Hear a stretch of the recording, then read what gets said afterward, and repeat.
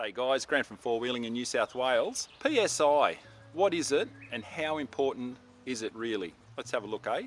PSI is pounds per square inch. That is the tyre pressure you run in your four-wheel drive when you're on various terrains. But I've also got a different version of PSI. It's a brand new version and it is product spotlight info. What is it? Make sure you keep watching and I'll show you.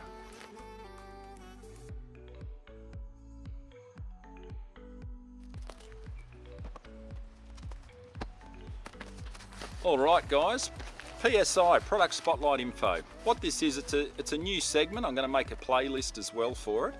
And it's basically spotlighting new products that I haven't had long enough to review, but just to show you new products that I've come across. They've either been sent to me or I've purchased them outright myself. My channel's not sponsored by anyone other than a couple of my patrons through Patreon. I don't get any sponsorship or commercial endorsement by any company, and I won't ever want to. I want to keep everything on the channel unbiased and tell it how it is. So I don't believe in giving a product a huge wrap up just because I got it for free and I won't get more next time for free. That's not me. So Product Spotlight Info, or PSI, is the new segment, I guess. So what is this? This is a new fire pit sent to me by LifeDoo. Now, there are various reviews on YouTube already, a couple from the US, a couple here in Australia. This fire pit was due to come out to me almost at the start of the year. I think they're based out of China. They contacted me and asked about sending me a fire pit after I did the review on the SUV doorstep that they sent me, links below. So it's not a full product review as such. I haven't used this fire pit. So LifeDoo Fire Pit, let's crack it open, have a look at what it is and some specs, and I'll give you my thoughts. Cheers guys. Alright, so let's have a look. Now anyone that's watched the channel will have seen reviews on my other two fire pits. One's made by Drifter up in Gloucester and the other one is an Ozlocker fire pit from Ozlocker in Queensland. They're both Australian made, fantastic fire pits. I love both of them. I haven't bought this, as I said, they send it to me to see what I think of it.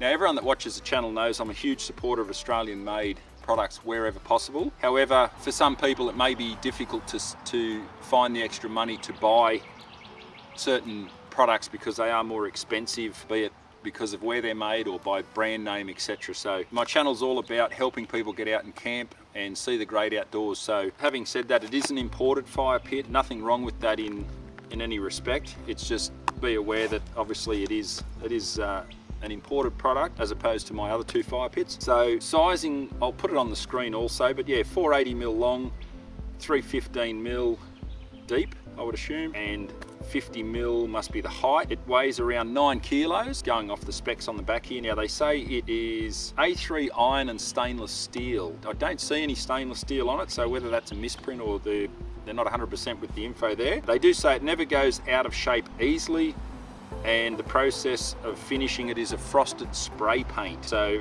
obviously various material involved according to their spec sheet, but I do like the fact that it is very flat. That's basically it in a box. So obviously storage is a premium when you're camping. That could slide into just about any drawer in the back of your vehicle, could go into a camper trailer drawer, etc. So it is quite compact.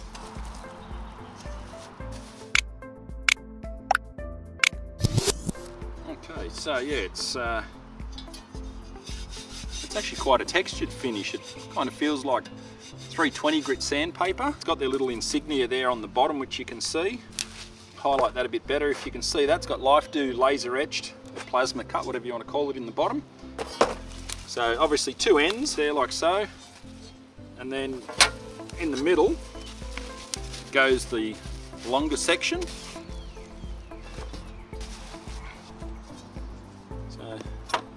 Pretty basic, simple design. There's a few brands that do this style of fire pit where it simply just slots in, a couple of laser cut lines, like so. That one slides in the end, like so. And then obviously your end plate slides down. Probably not the most level ground to be doing this on, trying to snap it all together. There you have it guys, it's very basic. You can obviously lift it up by the ends. Pretty basic design. Not a bad size little fire pit. As I say, if you get them you know, ridiculously big, then it means it takes up more room in your camp bag or your vehicle. Nice simple design, slots together. That took all of 30 seconds. I couldn't see any issues with using this. As I said, it's quick to set up, simple, fairly light, packs away easily. You got your carry handles there if you need to move it for whatever reason. Yeah, I mean, there's not a lot to it. It's just a fire pit at the end of the day, but just looking at it as feedback, the only thing that I'd probably change possibly would be to have the slots cut a couple of mil deeper, because as you can see in the bottom there, you do get, lift that up might be easier, you do see in the bottom you've got a bit of a gap, a couple of mil gap, which the only issue I could see is as the fire burns down, you're going to get ash and small coals and whatever dropping through. Now the whole advantage to using fire pits, especially in national parks, is it's all about not leaving a trace when you're camping. The less mess you leave behind, the more likely it is for the parks to stay open. So if there's a lot of these fire pits, it's great because the idea is it gets your coals up off the ground so you don't have multiple campfires all over the parks and places. If that's going to leak ash, it's going to potentially leave a bit of a mess behind. So I don't know whether they did a second piece of that sat underneath it just as a catching tray, so it's slightly bigger, basically like that, for that to then sit on like so. At least that way it catches your ash. Other than that, yeah, I can't really see any design faults as such with it. It's a good little fire pit. I'll put the price on the screen, what they're selling them for. I think they're about 70 or 80 bucks from memory, so they're fairly cost effective. And the only other thing, I guess, if it altered the pricing a little bit, would be maybe just a little carry bag for it to slide into, similar to the bags that come with your snow peaks and those sorts of things. Just that way it protects it, stops it getting scratched. Once you've used it a couple of times and you get that sort of scaly ash on the inside, you don't want that getting in your vehicle or the camper trailer. So maybe a little carry bag, but yeah, other than that, great little fire pit. So I'll pack it back away and wrap it up.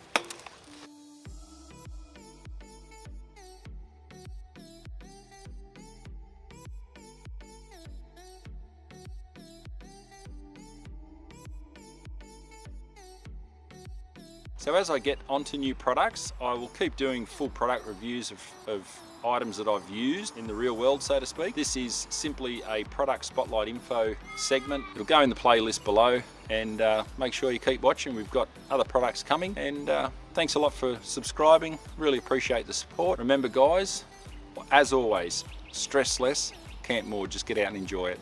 Cheers.